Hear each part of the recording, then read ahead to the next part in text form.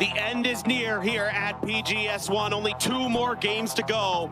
Challengers remain, but can anybody get it done in these last 2 games? We are ready.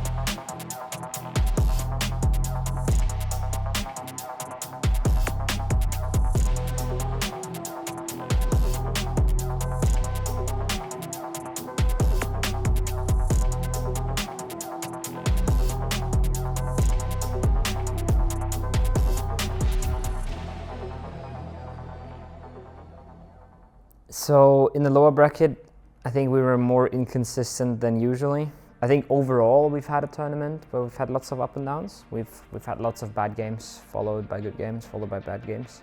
I think in the lower bracket especially, it was hard to be consistent because the teams were so unpredictable. We had lots of situations where we drive around the circle, we meet a team that doesn't seem to know what they're doing or doesn't seem to care what they're doing.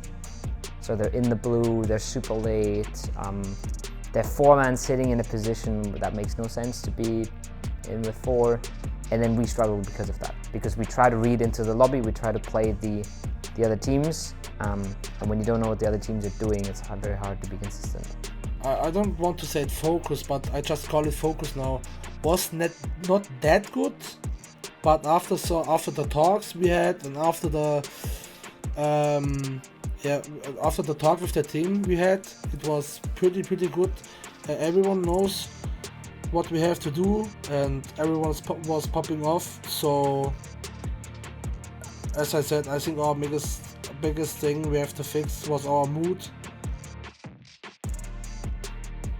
So we had one day off, but it wasn't really an off day. We had to go for a little bit of media and some pictures got taken and stuff in the venue. We had some free practice where everyone could play if they wanted to and how much they wanted to. So people went and set up their PCs. Christina, could you please clean my desk? Hey guys, I'm coming here to clean your desk. How do you want it? Like this? Yeah. Like this? Yeah, really good. I like it, I like it. Yeah.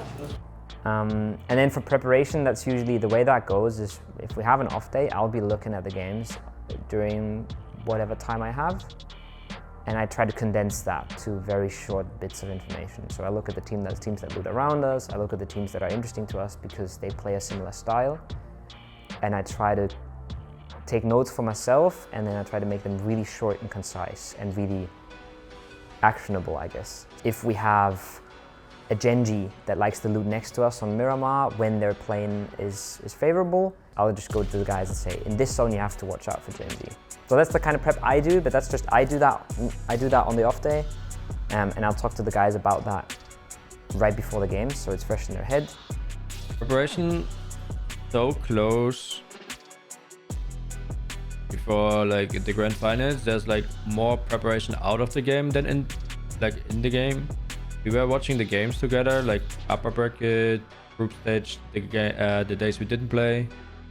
But the most important thing is that everyone feels good, that everyone is happy, everyone slept well, everyone can do what he wants before the game. That's probably more important. So I think our mood was really good. Going into grand finals, we were already happy to qualify and more than ready than ever to show up in the final games. Our mood going to the grand final was pretty damn good.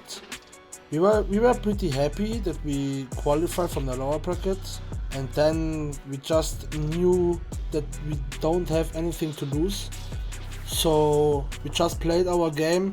We know that we can do at least a top 5 in the final lobbies. I felt really good going into finals. And I think our mood overall was pretty good, but it's sometimes a little hard to tell. We reached our minimum goal. That was good. That was really good for me because the way PGS1 worked is as soon as you made finals, you've basically you've kind of done the job regarding prize pool. There was very little escalation in the prize pool and stuff. So there was very little pressure to how you perform in the finals. You either win it and then it's massive, or you don't and then it's still good. We knew that we could do really, really well in these finals. And like I said, I think the bottom line is there was just no pressure, at least from my point of view. And that's a really, really good way to go into these finals. Because where is the next zone going to go?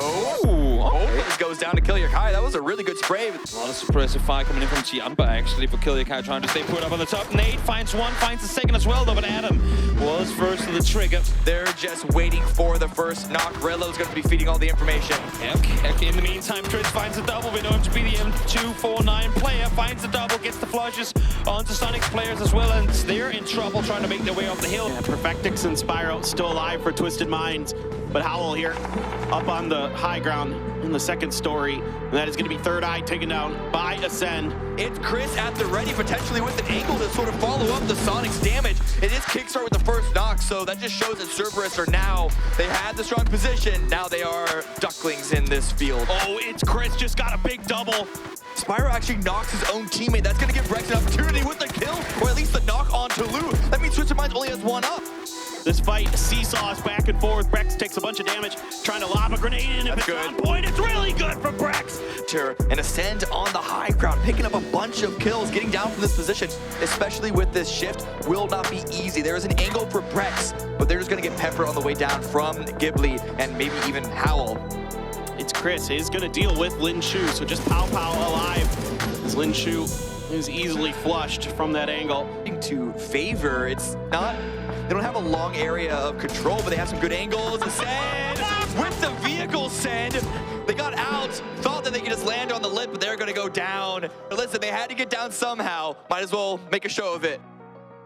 After day one of Grand Finals, it reminded me of first day of lower bracket.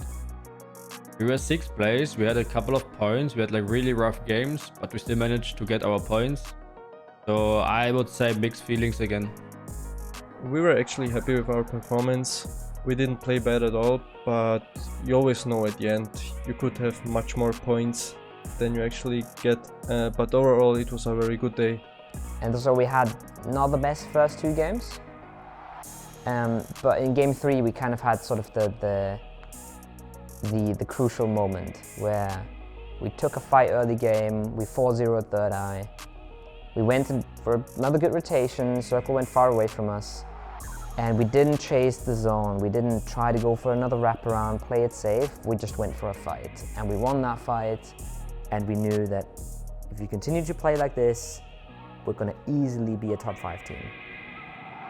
1 placement point? No, actually they were 9th place, so 17 immediately after they got the single placement point. But everyone else is just going to be churning those points as much as they can. Flood gets knocked again. On the other end of things, Schofield here still in there. Mollies are down, but they do not reach the top of that desk. They know he's up there. They've got him knocked. The next obstacle, the Mad, prone down in front of them. I don't think they saw him, but he wasn't ready. Brex is able to react in time. Yet another flush.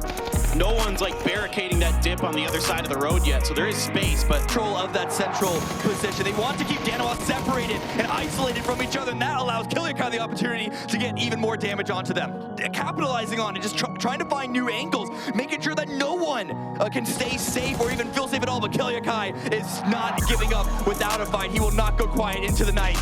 you'll love to see it. Kilyakai, though, gonna get spotted on the edge by Heaven, and it's over! I love this Brax go pushing out. He was quiet in that combo for a long time and finds the double off of this too. But oh, right on top of Mika is Poochills. He's got 1. Can he find more? That's 2. He's gonna run out of 1. He's got 3. What a spray from Mika! Throws the grenade right in the middle of him to finish the job even. Unbelievable. He's gonna go down to his own grenade. You gotta be kidding. Is this Chris just gonna try to finish off Day Trade here? I mean, he might as well. He saw him take out 3. There's a double spray with the Ace 32 coming through. All up to Suju with the lineup in the hallway, but the peak gets the information, and Brex is there with the shot. Acend all 4 up from the high ground. Kilyakai trying to make the forward ground, and Brex a great follow-up grenade. Couldn't do it with the gun, but he's gonna be able to do it with the frag, and the vehicle goes up in flames too. That's gonna be a confirm on the 77. One is Himas doing it again. Shalu wants to end this fight, but it's gonna be Mika with the save there. So, day 2 we started out getting 2nd place twice in a row. The first one was the Everest game, where we did really, really well to get to that point. We got terrible zones overall. We made a really good rotation to the crates. We made a good crossover to Everest. And then we ended up in a 3 versus 4 versus 17, where they had the better spots and they got phase 8 on them.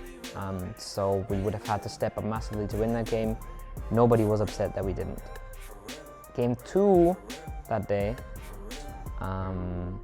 was the south of Los Leones game. And that was a big throw. That was a game where we made good rotations, we got the right compound, we started killing people, and we started killing a lot of people. And we basically started walking over everyone in our way.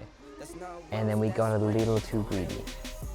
But overall, I think that comes a little bit with the playstyle too, because I think we got maybe something around maybe 7 kills or something before any of us died. You don't get those 7 kills without taking risks. And you don't get those 7 kills without being confident and being aggressive and taking people by surprise. And that's what we did. And sometimes that backfires. Is Brax got a EUPU? That's a cringe-ass question, man. For some reason we kind of switched their positions and our IGL just went fragging and farming kills, which worked out, I guess. I always tell him he's the EUPO, always. I was a little surprised when I looked at the stats after the day. I don't really do that, but usually. And I was a little bit surprised to see he had 17 kills. He had the massive mountain game, of course, but I just barely pay attention to how the players individually are performing because it doesn't matter. It just matters that we as a team perform.